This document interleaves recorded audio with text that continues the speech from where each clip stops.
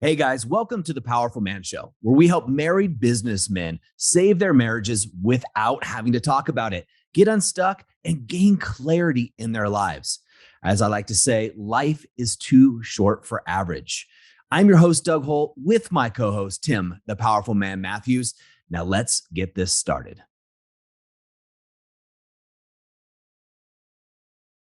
Hey guys, welcome back to another episode of the Powerful Man Show. So happy to be here with you guys. Tim, always great to be with you too, brother.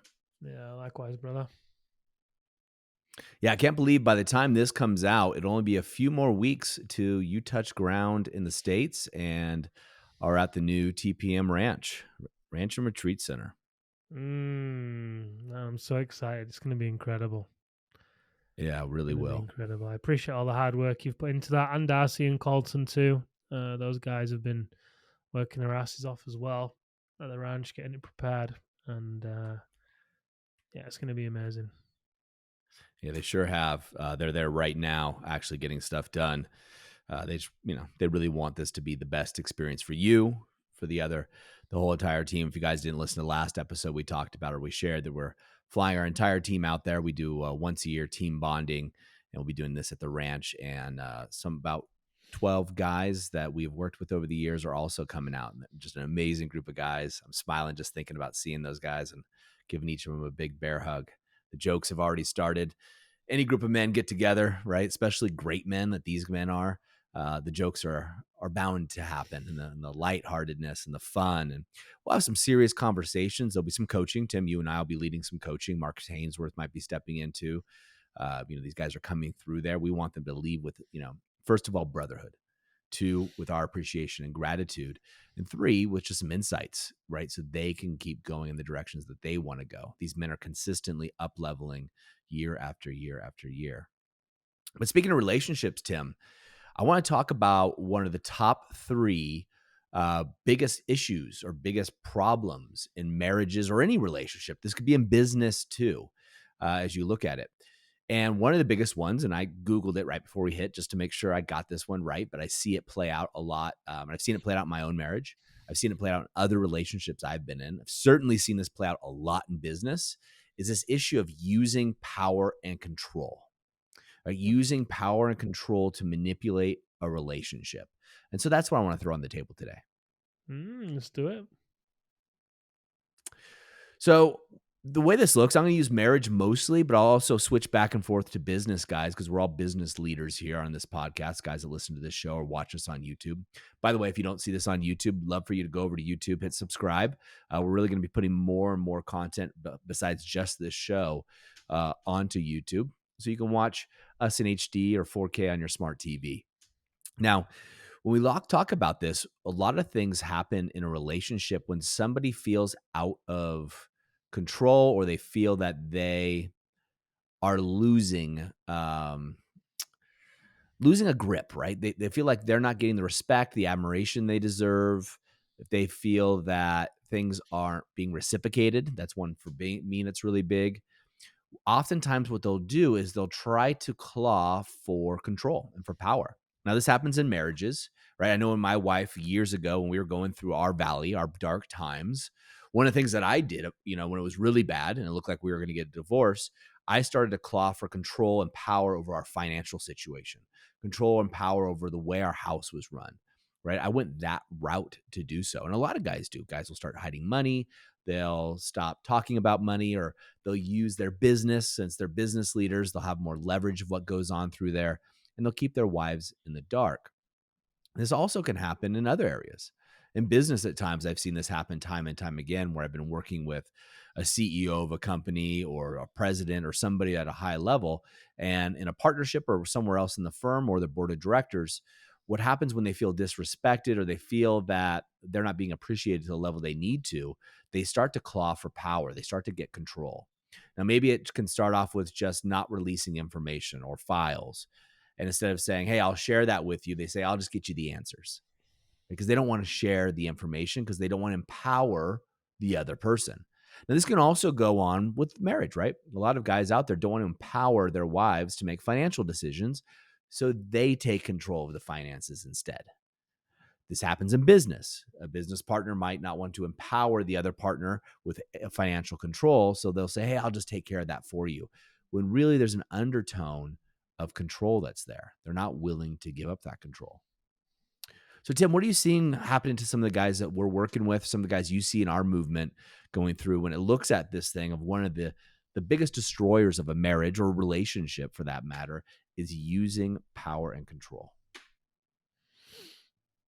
Yeah, I can definitely see it play out in different scenarios. Something else that comes to mind for me when I think about this, I think about the men, is the idea of covert contracts, which I guess is Yep. totally different. Maybe not. Um, but I see the men do that a lot, right? Which is, in essence, is a way that they'll claw for control and for Yeah. power, but they'll typically do it in a very subversive way. It won't be very direct.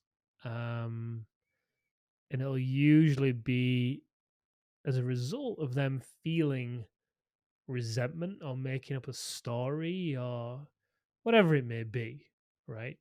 Just essentially not speaking up and just being honest and real. And as a result, that's when they begin to claw. And also, they get a bit paranoid. Why is she texting that guy? Why is she on a phone? Well, not why is she texting that guy, but why is she on a phone more? Right? And they start to make up stories, and oftentimes it doesn't go anywhere. It actually isn't true, rather. The story doesn't go anywhere. Sometimes it does because of the need for power and control. It pushes the wife away. So, yeah, that's the biggest thing that comes to mind for me when you talk about this in relation to the guys. Yep. It's really interesting when you think about that. And covert contracts do play in here. It's these expectations, but with power and control, the way that I see it playing out often when I talk to the guys is first of all, they don't see it. Right? Power and control is something that most people don't see coming. Like guys don't consciously say, "Well, I'm going to take power and control back." Mm, Now you can do this physically. Some guys get physically abusive, right? Or sexually abusive. But we're not talking about that here. We're talking about it in a different sense. And it's not until somebody they trust brings it to the light oftentimes that the men that I talk to realize that that's what they're doing, right? That's what they're actually taking part. They don't want to give up control of a particular thing. So you'll see this in business a lot. Maybe it's a department, right? Or maybe it's a department head or somebody who wants to maintain control of what they're doing, wants to make the decisions. And they'll put the illusion that other people have a choice or have a decision when really they don't. They really don't have an option here. And in marriages, you see this mostly with men when marriages aren't working around money, around finance. That's the one I see it the most. Now, women will do the same thing around the kids or maybe the house, right? And so that's where the struggle becomes. Traditionally, the women will want to take power and control of the choices with the children, vacations, and things. And men, being a nice guy, might back down to that. But if a guy thinks the marriage is not going to work, oftentimes he'll pull the strings and hide things around finances, around the business, not letting his wife see behind the curtain. So, an example, I was talking to a guy and his take home, right? What he brought home to the family was 15K a month, right? Very respectable. It's a great salary to bring home and what have you. But what his wife didn't know is he had twice that or more sitting in his business bank account that he was also spending without telling her. He wanted to control that money. So instead of bringing in, let's just call it 30K a month into the home, into the joint bank account that she could see, he was bringing in 15K, making her budget. Don't spend as much money. Don't do this. We don't have enough money to do these trips or whatever else it was. Meanwhile, he was hoarding money on the side because things weren't going well. And maybe he wanted to spend money somewhere or he didn't trust her. And when I posed it to him, Tim, that, hey, this is a power play here. This is not fair. This is not a partnership. It's okay if you guys agree that you're going to do this and what have you and move money. And, there are some circumstances when this could be a good thing. It wasn't in this case. This case was purely a power play. And at first he fought me on it.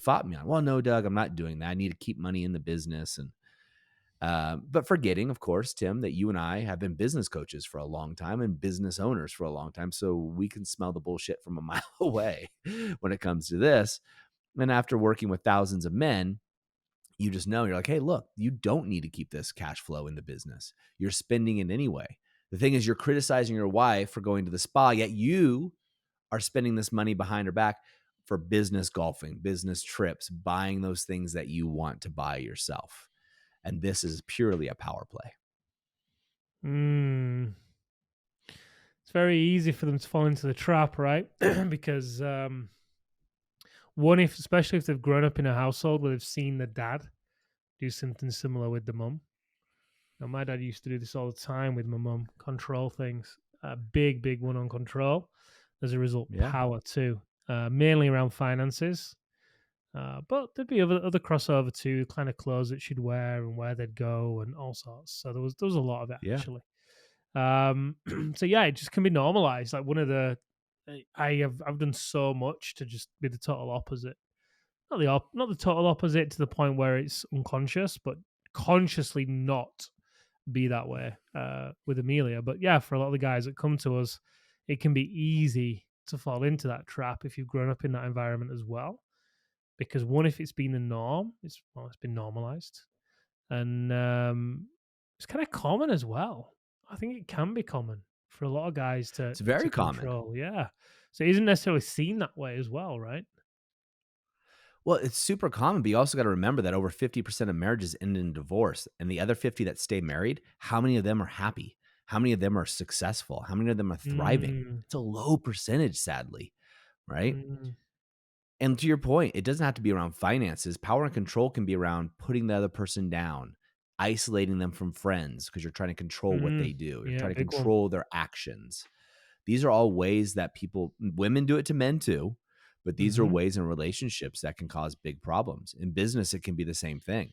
Business, you can see people being political or backstabbing and making sure someone doesn't rise through the ranks, or back channel talk and gossip. It's another way that you can look at control, right? They want to be the person, oh, make sure all communication goes through me, right? From my Mm, department, right? That's a control thing. We've experienced this at the Powerful Man. I have personally, where I've seen mm, department heads say, hey, don't go talking to the people in my department. All communication should go through me. That's a control and power issue, right? And that's something you can see right away. Now, there are times when that can be legitimate, but in my experience in business, mostly it's a power and control, right? I need to be the gatekeeper, right? Therefore, I feel significant. And that can become a big issue within any organization, but also any family, right? It can become a big issue within a family that you can see that happening. And when you're isolating your wife, or you're doing this, or she's isolating you, and you're being manipulated through power control, it becomes a big issue. And that's why it's one of the the biggest cause of destruction within any relationship, whether it be a marriage or an intimate relationship or a business relationship. mm. Yeah, it's huge. Yeah. So, guys, what you want to do is you want to look at here is where are you grasping for control or power within your marriage? And what that tells me when I see somebody doing that, or any relationship, so when I see somebody trying to do it with me, I realize it comes from a place of insecurity. It's coming from a place of where that person's not secure with themselves. Their tank, so to speak, or their cup is not full. And I was talking to a guy recently, Tim, and I was asking him what his wife thought about something he was doing. And he said, oh, she doesn't know. I'm like, really? Like, this is a big deal, this thing you're doing. And this guy he was traveling for a specific reason, to do a specific thing that was a big deal.